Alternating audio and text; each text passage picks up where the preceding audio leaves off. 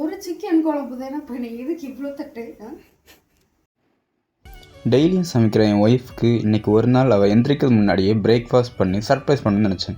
So லைட்டை of பண்ணிவிட்டு சைலண்ட்டாக ரூமை சாத்திட்டு கிளம்பிட்டேன். டைம் இப்போ 7:20 ஆகுது. இன்றைக்கி பண்ண போகிறது இட்லியும் சிக்கன் குழம்பும் தான். என் பைக்கை எடுத்துகிட்டு நேராக சிக்கன் வாங்க கிளம்பிட்டேங்க. ஆனால் 100 செஸ் பீஸு. என் ஒய்ஃப் ஒரு 8:30 எழும்பிடுவாங்க. அதனால் எப்படியாவது 1 ஹவருக்குள்ளே ரெடி பண்ணி முடிச்சிடணுங்க. வாங்கிட்டு வந்து செக் பண்ணி பார்த்துக்கிட்டேன் எந்திரிச்சிட்டாங்களான்ட்டு. பட் இன்னும் எந்திரிக்கல. என்னடா மணி 7:30 ஆகுது இன்னுமா எந்திரிக்கலான்னு நினைக்காதீங்க. இன்றைக்கி சண்டே, நைட் ஷிஃப்ட் முடிச்சுட்டு தூங்கிட்டு இருக்கிறா. ஸோ அப்படியே வெளில வந்து வெங்காயம் தக்காளி எல்லாம் பொடி பொடியாக மலைச்சாரல் மாதிரி கட் பண்ணிக்கிட்டேன்.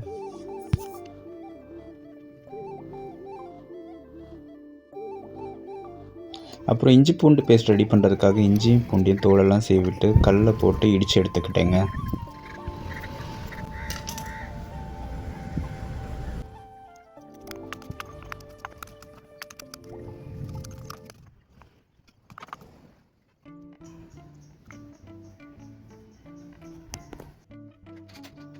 டைம் இப்போது 8 o'clock ஆக போகுது. அப்படியே சிக்கனையும் கழுவிட்டு சமைக்க ரெடி ஆகிட்டேங்க. ரெசிபியை சிம்பிளாக சொல்லணுன்னா, கடாயில் கொஞ்சம் எண்ணெய் ஊற்றிக்கிட்டு கடுகு, சோம்பு, பட்டை, கிராம்பு எல்லாம் போட்டுக்கிட்டு கொஞ்சம் மிக்ஸ் பண்ணி விட்டுறணும். அண்ட் அப்புறமா 2 பெரிய வெங்காயம் போட்டு 1 minute வதக்கணும். அப்புறம் மசிச்சு வச்சுக்கிட்ட இஞ்சி பூண்டு பேஸ்ட்டை போட்டு பச்சை வாசம் போகிற வரைக்கும் நல்லா வதக்கணும். அப்புறமா தக்காளியை போட்டு 2 நிமிஷம் நல்லா வதக்கிக்கோங்க.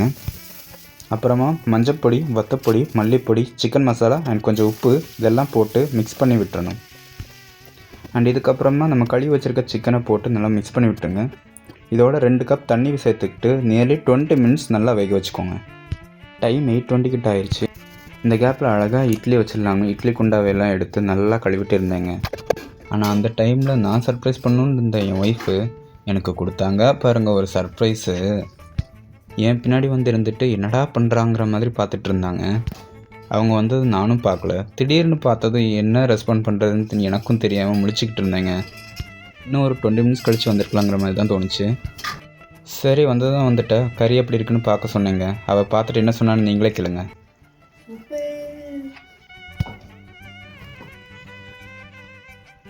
தென் அப்படியே இட்லிக்கு 2 தட்டு மாவு ஊற்றி வச்சுக்கிட்டேன்.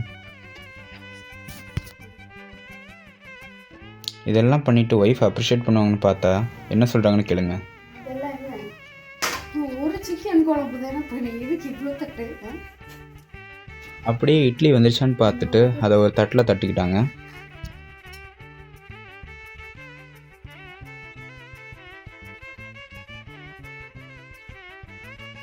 அப்புறமா இட்லியும் சிக்கன் குழம்பையும் ஊற்றி அவங்களுக்கு நான் கொடுத்தேங்க. என்ன சொல்கிறாங்கன்னு நீங்களே பாருங்கள்.